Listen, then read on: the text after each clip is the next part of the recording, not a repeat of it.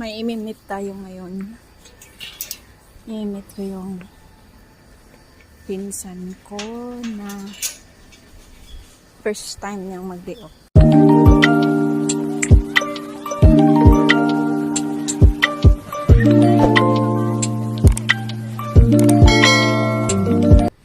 Bigla ang labas natin kasi nag-message yung pinsan ko na mag-day off siya kinabukasan.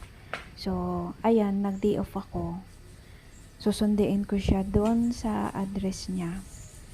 Kasi hindi niya alam kung paano pupunta, paano sasakay, yung ganun ba. Kaya susundiin ko siya doon. Pero, first time ko din pupunta doon sa address niya. Yun nga, iniisip ko baka maligaw ako, pero okay naman kasi may Google Map naman sa sa mga station. Doon na lang ako titingin, tapos pwede naman natin i-search din kung paano pupunta doon. Pag MRT tsaka LRT, okay lang sa akin, hindi ako masyadong nalilito. Pag bus kasi, nalilito ako pag bus. So, nagmamadali ako para maabutan sana yung first mass at saka second mass kasi magsisimba kami. So, hindi nakakayanin kasi medyo malayo yung address niya.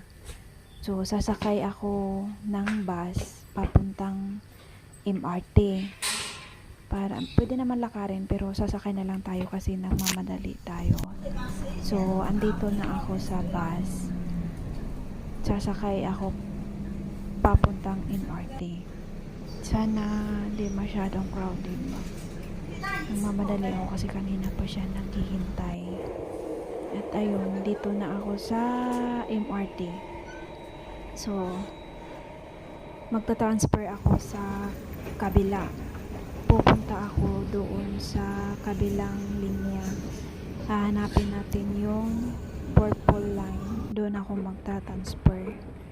Tapos ayan na, nahanap ko na. So, tinusundan ko lang yung arrow kung saan yung MRT. So, doon tayo maglalakad sa dulong-dulo. Ang layo, tinatakbo ko na. Dito na ako dumadaan sa sahig na gumagalaw. Basta iwan ko kung anong tawag dyan. Ayan, nahanap natin yung purple line. Sasakay tayo dito. Ito yung second transfer natin. Kasi 3 beses tayo magta-transfer. So, ito yung second na transfer natin sa purple line.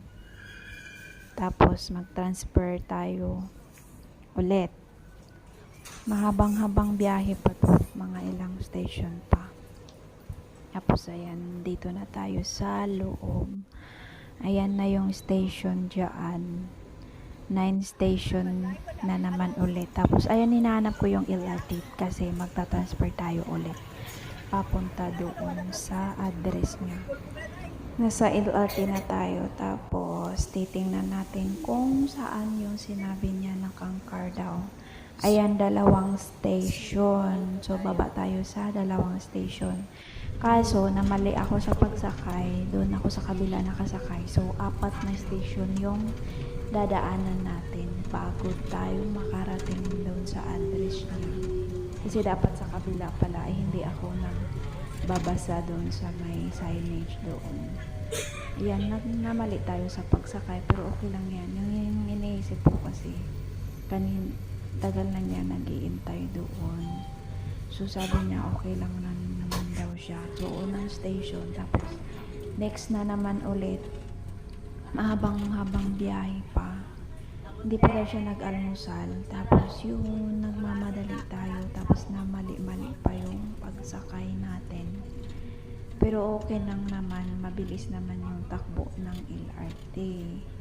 So, nag-i-enjoy na lang ako dyan. Sa ganda ng tanawin. Sa ganda ng ng mga building, may mga puno pa na green.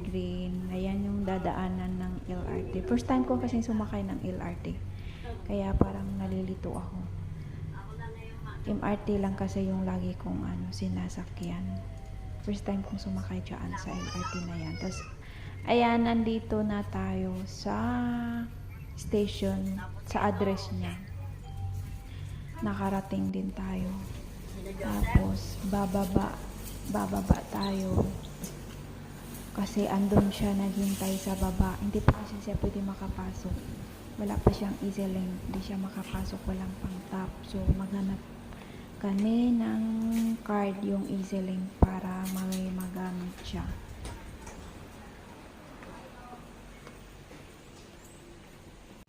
At ayun na, lalabas na tayo. I-tap lang natin para makalabas tayo. So, Alam man day, kwan din andyan na ni. siya. Nakita na Alam man kami. day, ay magpalit na lang tag-ticket. Ay, yung ko sa kago.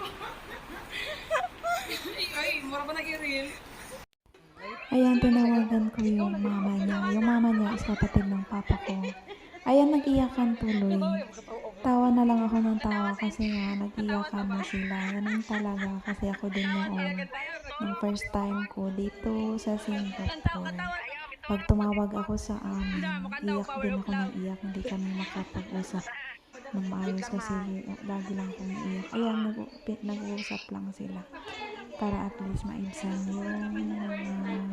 yung kalungkutan kasi na-miss nila yung isa't isa. So, ayan, pinabayaan ko lang silang mag-usap habang ako ay busy pa. Papa ni mo day ah. Day. Papa. Wala ka sinto. Ha? Naro si Ganggong oh. Na, kayo grab si Ganggong. Nayaan ko lang silang mag-usap kasi wala pa kasing data yung pinsan ko para at least maibsan man lang yung mga kalungkutan. Kagwapa ni Singapore. Kagwapa na mo. Ulog-ulog din ba?